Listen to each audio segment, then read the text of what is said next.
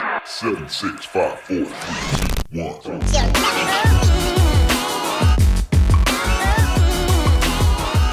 What's up, guys? Welcome to today's vlog. Today what we're going to go over is this haircut right here. I love this haircut. I know you guys like this style haircut as well, but we have the disconnections in the front, a lot of really fun layering, and also some precision graduation in the back. So definitely think you guys are going to dig this cut. Let me know what you think in the comments below. Also, I will give you the color formula at the end. This was a previously colored mannequin that we did with the Joico hair color, so I'll talk about that as we go through it as well. So hope you guys enjoy it. Let's get started with our step-by-step. Here we go. All right, guys, so we're going to start off by parting the mannequin on the left-hand side. This is really based on the side that your guest parts their hair. So if they part it on the right-hand side, then you can go ahead and part it on the right-hand side and just mirror what I'm doing. So start off on the left-hand side. Then we're going to go back through mid-crown and then straight down center back. What that's going to do is give me a nice symmetrical feeling in the very back portion around the nape of the neck, which will give me an easier way to stay consistent, creating a symmetrical shape in the back of the head. Once I get my parting created in the back, then I just clip away the right-hand side, get it out of the way, and then I'm going to work diagonal forward partings all the way up the head shape. So you can see that's about a 1/2 inch section that I take out of the nape of the neck, and then I'm going to work that straight out from the head. So right at the occipital bone, the head kind of curves in. So this is very almost 90 degrees, maybe just a little bit below 90 degrees at the fingertip portion of the section. So keep taking those partings, 1/2 inch partings, and I'm over directing them to the previous. So what we're doing is we're creating a traveling guide, which is going to create a nice balanced structure in the back of the head. So 1/2 inch parting, diagonal forward, over direct it to that previous section, and then work my way through. The reason I don't want to do too much over direction in the back is because I would be building up too much weight in the front. So we do have a forward feel to this haircut. You saw all that texture and length in the front of the haircut, but that doesn't mean that you have to do over direction to create that. We're actually going to create it using disconnection, which is going to be a lot lighter than going in and over directing everything to the front to try to create the same exact look. So I'm working my way all the way up to behind the ear. You can see that nice graduation building up. We're utilizing the head shape to change the angle. So my finger angle stays the same, but because we're working up the head shape, the actual elevation of the haircut changes and builds up that weight around the occipital bone, gives it a nice shape. Now what I'm going to do is break up the sides of the haircut. Now this was a previously cut mannequin that we did before, so it has a layered feel to the top of the haircut, so it's nice and light. So if somebody had thicker hair, I'd probably break this up into more sections, but because it's nice and skinny, I can do it in a couple. So I just comb it straight down using the wide teeth of my comb, keeping it nice and natural, and then I go through and just freehand cut all the way to where I want that disconnection to start. So I'm leaving that hair for later, and we talk about this a lot in all these different videos that we do. We want to leave some hair that we can create different things with later. So we keep that weight on there, keep that disconnection. Now I'm going to work the opposite side. Finger angle stays the same, working parallel from the occipital bone down to the nape, and using the wide teeth of the comb and working with a traveling guide. It's even more important on this side of the haircut because of the fact that this is the heavy side. So all the weight is going to be traveling to this side to stay nice and consistent.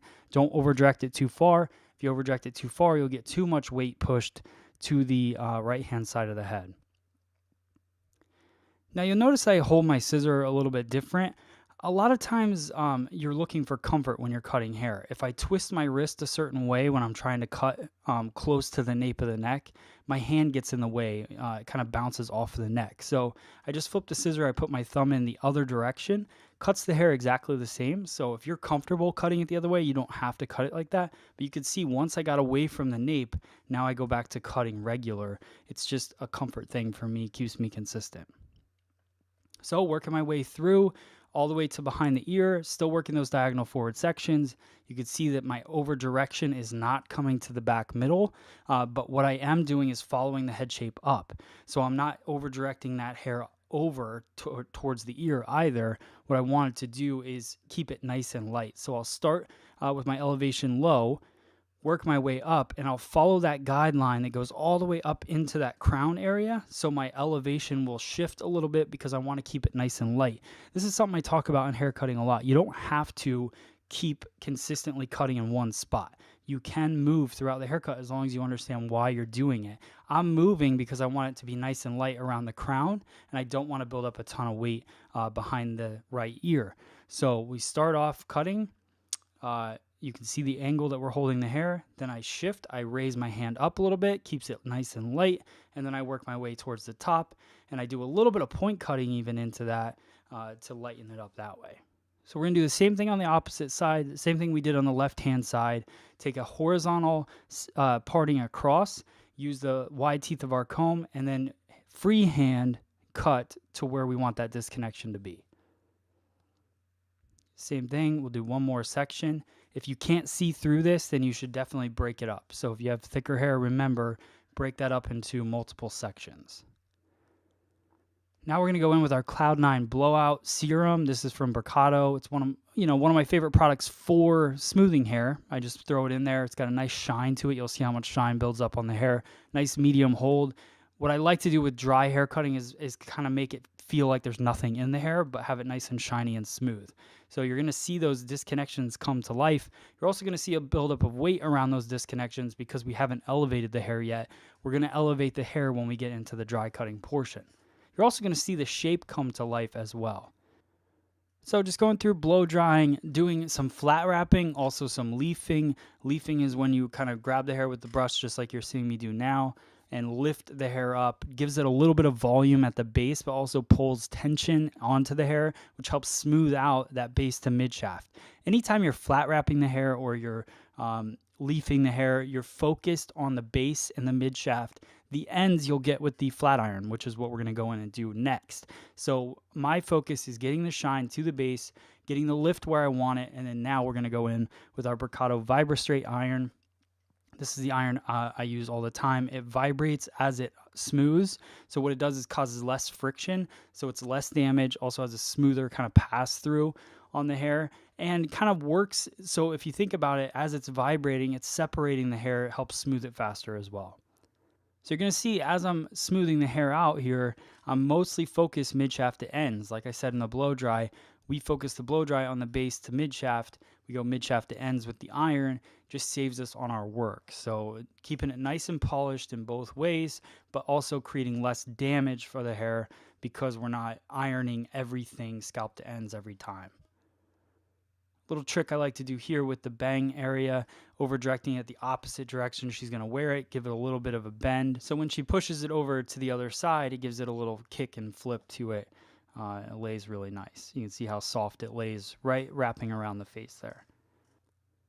So now what we're going to do is we're going to work on that disconnection and the dry cutting portion. So you can see that extra weight sitting there. That's because we haven't elevated the left-hand side of the head yet. So what I do is I go through and I cut my precision line in the back.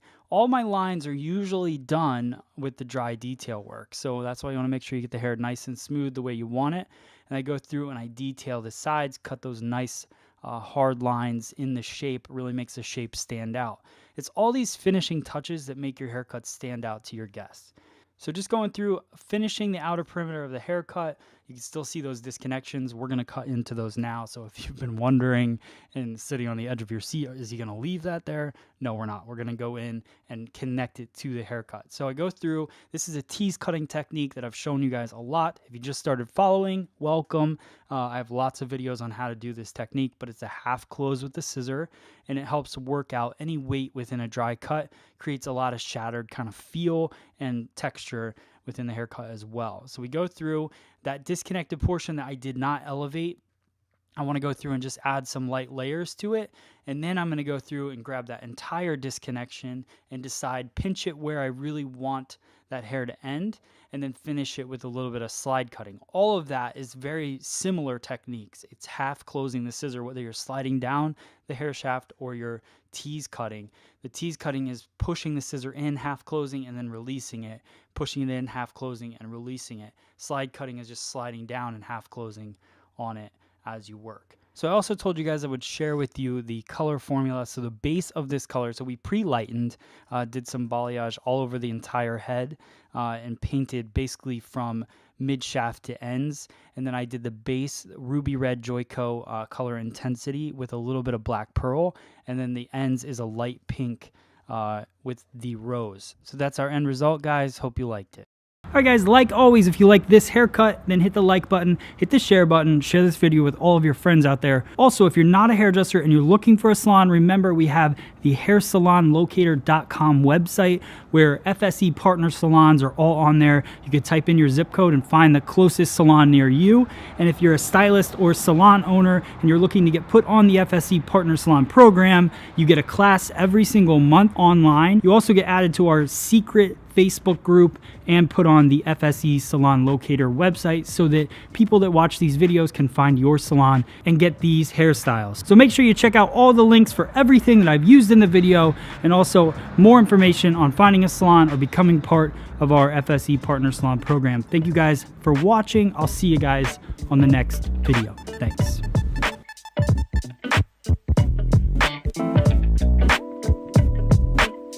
And guys, remember, if you haven't subscribed to the channel, make sure you hit the subscribe button below because you could win this Vibra Straight iron. Good luck. Let me know in the comments below if you've subscribed. Thanks.